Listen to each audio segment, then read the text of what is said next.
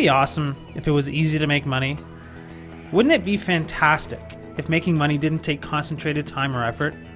Unfortunately, that's just not the case. It takes serious planning and lots of thinking. Often, the good advice we receive from others includes sharing our ideas with someone with an experience of success. And that's what we hope to help you with in this week's summary as we call on the know-how of Craig Garber. In his book, How to Make Maximum Money with Minimum Customers, Garber tells us how he can make $7,500 a day in consultancy fees from his home in Tampa. Sounds like a success to me. Lesson 1. There's no easy way. The first lesson that Garber tells us to take note of is the fact that there's no easy way to make money. In generating his success, easy didn't fit anywhere into the mix. Often, we're told to go for the low-hanging fruit when we enter a new market or launch a new enterprise. But where is the low-hanging fruit in today's economy? It's just not there anymore. If you're afraid of hard work, or, forgive us for being blunt, you're a bit lazy, your quest for success will be disappointing and forever dreaming of what could have been. Garber's tip: get out now. Find another way of spending your day, but realize that being a millionaire is not for you.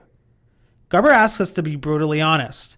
We need to ask ourselves whether or not our work ethic is as good as it could be. He tells us we need to get real. On a more positive note, if our work ethic is good, then we have a good foundation to build from. Nevertheless, if we have a good work ethic but no great success, Garber suggests we may have a mindset issue. We can't frame success. In that case, we may simply need a defined goal. Garber suggests anytime we set a deadline to do something, or anytime we start measuring whatever it is we're doing, our results will be incrementally improved. He says we should also consider finding a role model. Observe him or her to find out what makes them tick. The bottom line is this: if you're not working hard, then realize that where you are right now is very likely to be where you're going to end up. Lesson 2. Be specific. At the root of Garber's success is a specialty, and he tells us if we want to attract a specific audience, we're going to have to attract them for a reason. We're going to need to cultivate some sort of specialty. And then, within that specialty, we need to identify something different or unique about ourselves in our marketing. Being a generalist is not a particularly compelling reason for someone to work with us. It's difficult to separate yourself from your competition if everyone does the same thing.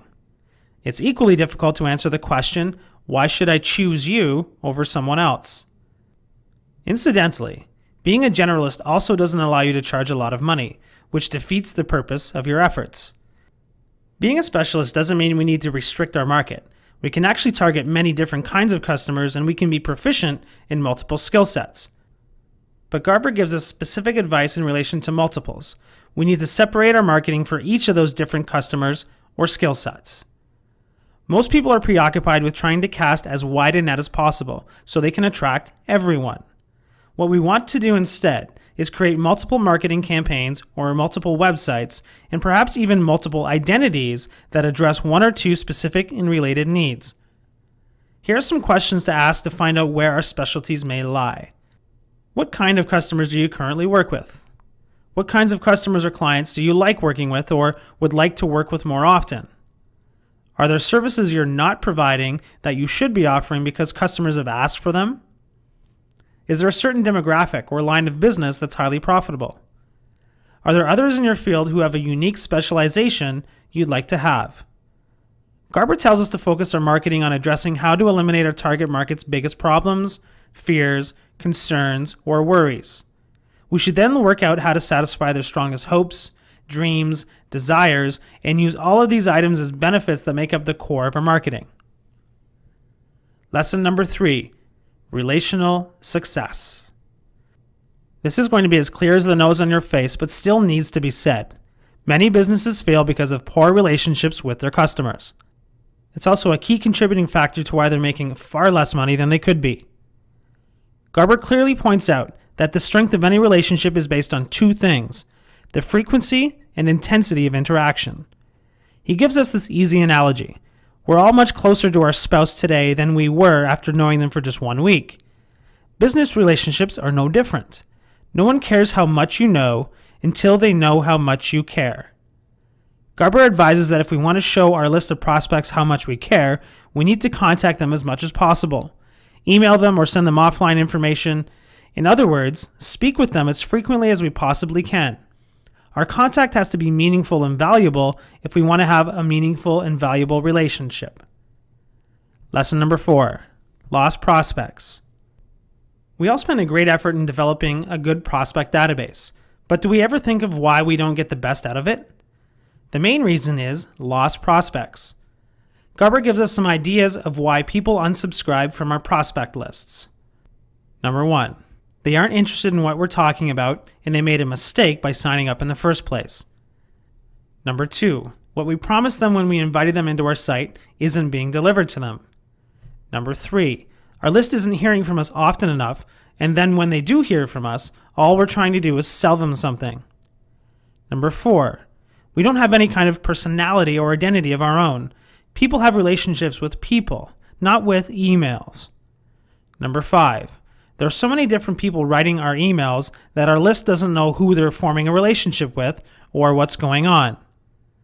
Number 6, we are sending them emails from someone that wasn't identified when our prospects signed up. Number 7, we are committing the cardinal sin of wasting our prospects' time by being boring. And number 8, we stay on topic too much. Our job is to entertain, educate, and inform. And we can't do all 3 of these things if all we're ever doing is talking about one topic our website or business revolves around. Other than the first reason, which is not our fault, we can address each of these by setting up a structured and focused communication strategy. We want to build relationships, and the best way to do this is to share and to become a trusted authority in our marketplace. Fundamentally, we should be giving out as much information as we can possibly offer about our specialty. Now, many will say this is giving free consultancy, but in Garber's eyes, anyone who's confident enough to have all this knowledge and share it is an expert, and expertise is worth paying for. Lesson number 5, selling balance.